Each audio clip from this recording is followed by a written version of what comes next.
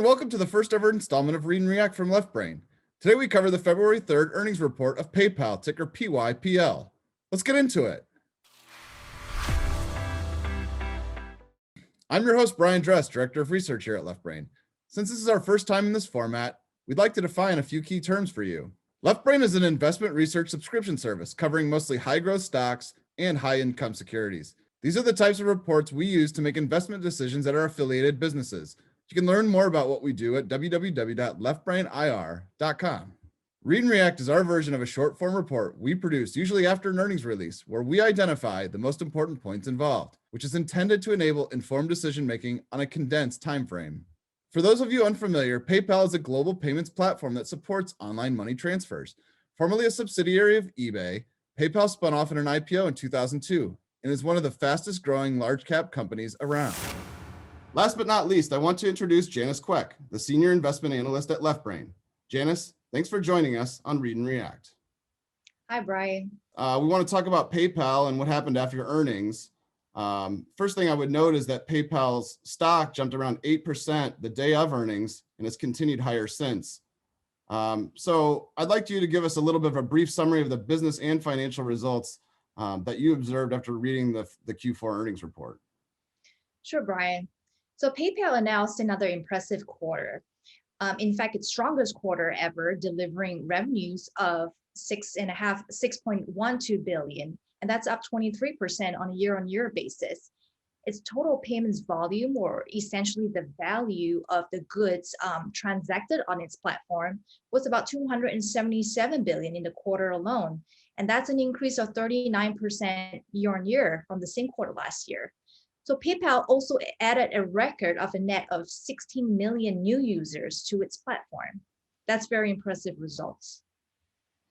Yeah, that's a great start to our understanding of the report. And, you know, as we look through at securities through the Left Brain lens, margin expansion is one of the key factors we look for. And what did your analysis show from the 2020 results for PayPal in this regard?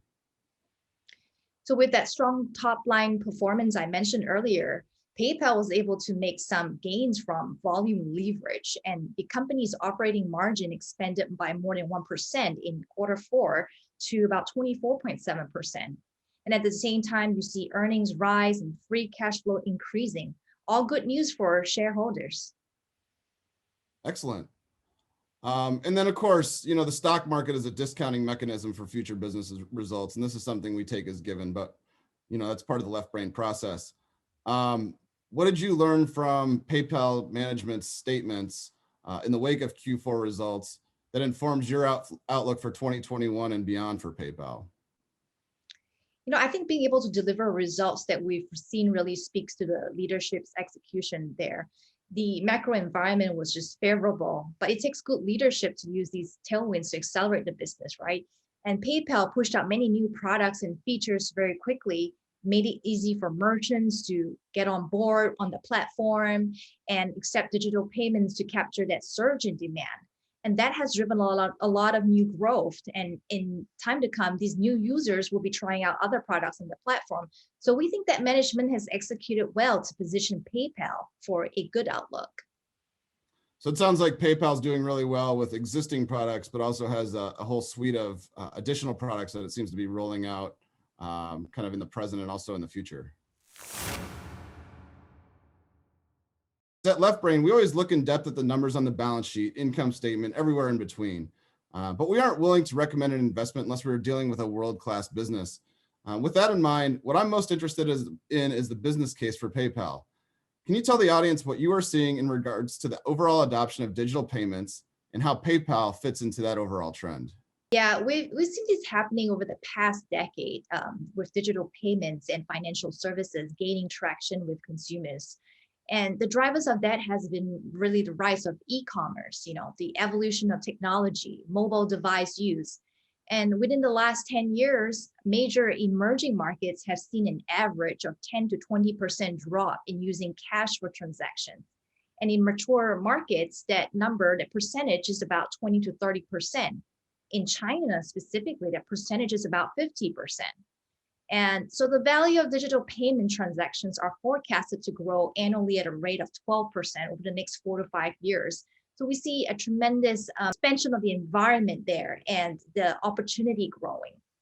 PayPal has that breadth of products, global reach, and a trusted brand to benefit from this trend. That's a great point. We're becoming a cashless society, and it seems PayPal is right at the tip of the spear on that, and really benefiting from that trend. So now a little bit of trivia about PayPal. Janice, the first question is, in July 2017, PayPal in China announced a partnership with, was it A, HP, B, Baidu, or C, WeChat? B, Baidu. So the arrangement allowed the Chinese firm's 100 million mobile wallet users to then make payments to PayPal's 17 million merchants at that time through the Baidu service. Yeah, and interestingly enough, Baidu stock is trading almost 80% higher than it was in December of 17. Clearly, the pandemic is an accelerator of trends already in existence, and it's changed the way that many of us do business and behave in general as consumers. And I'd like to hear your view on how this phenomenon relates to PayPal. Yeah, when we look back at how it all started, the pandemic created the need for people to social distance as much as possible. And lockdown measures resulted in physical stores closing, so everyone had to purchase online, even if they never had the habit of doing that before COVID.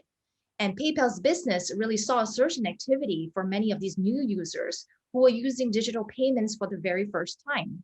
They tried it, they liked it, and they want to continue with it, even as the pandemic restrictions eased and were lifted in many areas. And at the start of the pandemic, PayPal had 305 million accounts. And by the end of the year, by the end of 2020, it had about 377 million accounts. And that new account ad was more than twice its usual annual ads. So we see quite a bit of behavioral changes there, and the pandemic really accelerating that growth and demand. I think the concern for many investors is that many of these trends we observe in the current environment will evaporate once life returns sort of to normal. Can you convince us and the audience that is not the case with PayPal? Yeah, I think that's a key issue to address. But I think we're seeing some profound and lasting behavioral changes here with digital payments adoption.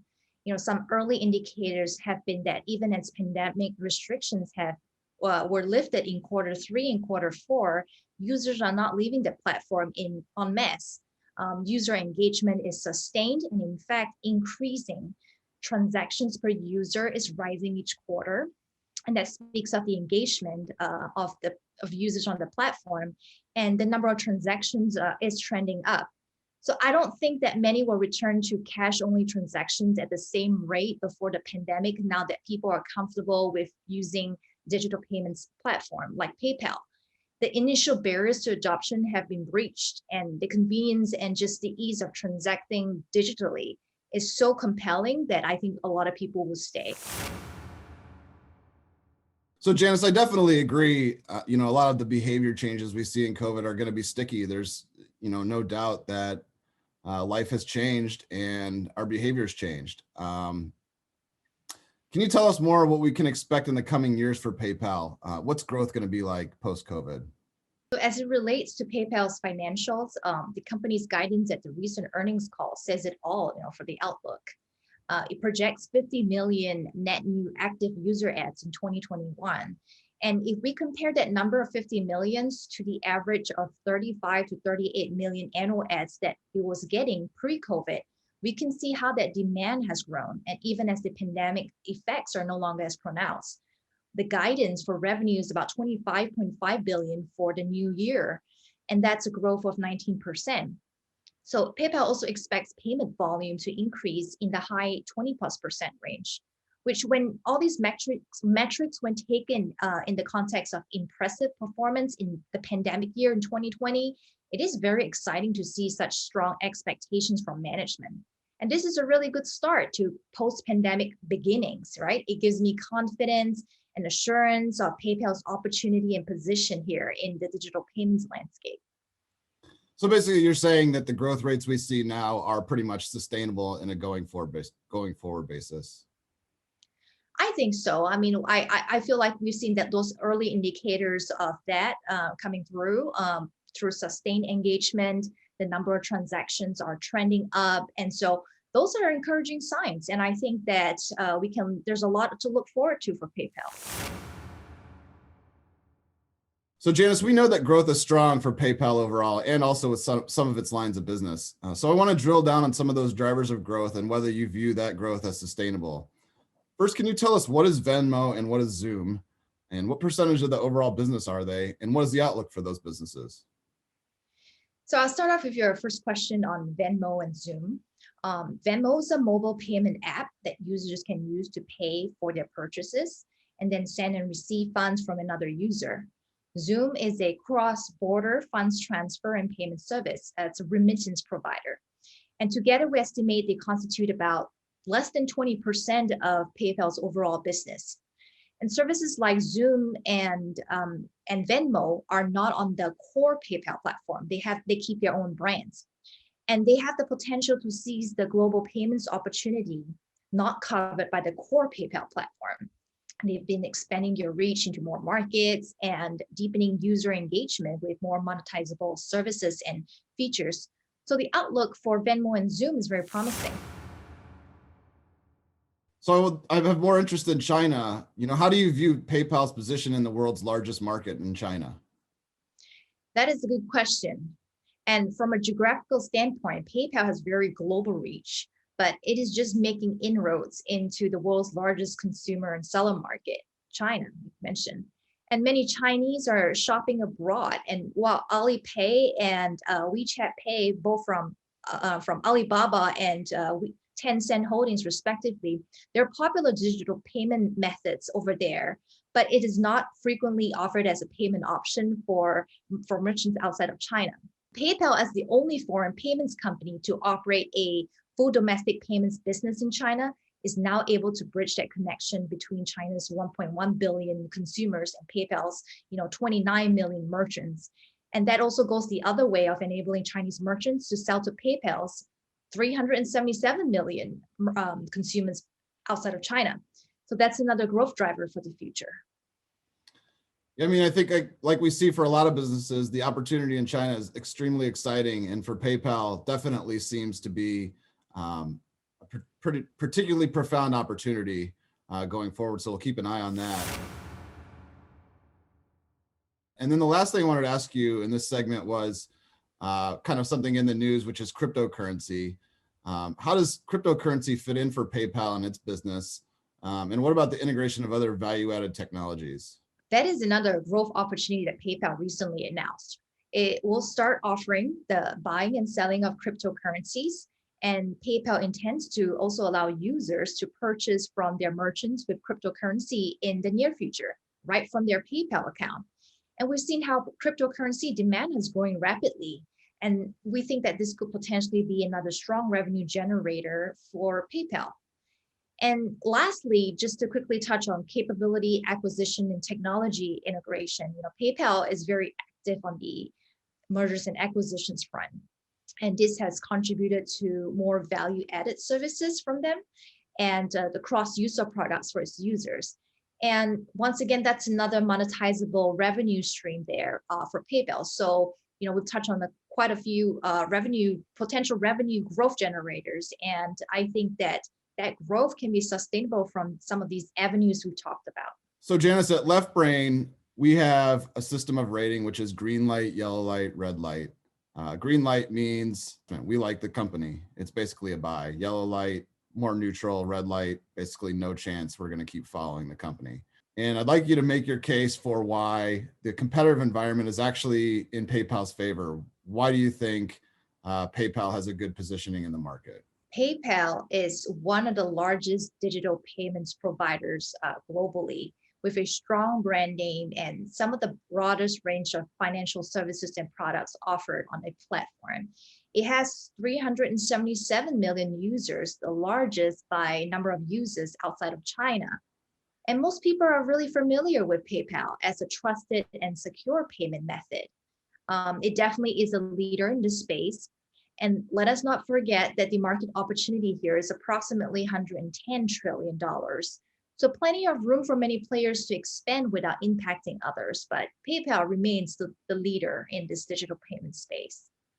And how do you think about Square and maybe some of the more traditional finance players positioning in the space? Do you worry about their inroads relative to PayPal, or do you think PayPal is going to maintain that strong position going forward? I think that up and coming companies and like Square, they're making good progress. Again, the opportunity here is about 110 trillion, so lots of room for many players to run, right, and grow. PayPal has just made so much progress over the years, and they're early market movers. So we don't see that they're. I mean, while the competitive landscape is going to get more challenging, I don't see the PayPal losing its market leadership. Yeah, that's definitely good to know as we consider whether to invest in or recommend an investment in PayPal. Okay, now for the second question. When PayPal was originally established, which one of these principals was not part of the team yet? Was it A, Max Levchin, B, Peter Thiel, C, Elon Musk, or D, Luke Nosek? It was Elon Musk. PayPal was originally established in December of 1998 as Confinity by Max Levchin, Peter Thiel, and Luke Nosek. Elon Musk only joined later. And like we said before, PayPal's IPO in 2002 listed under PYPL at $13 a share. And today it trades at over $250 a share. So pretty amazing performance. At Left Brain, we really like founder-led businesses. We like strong management with alignment of interests with investors. So can you quickly speak about the quality of management at PayPal and the CEO Schulman, how you view him and sort of how the way he runs the business? So PayPal's current CEO, Dan Schulman, has been at the helm since 2014.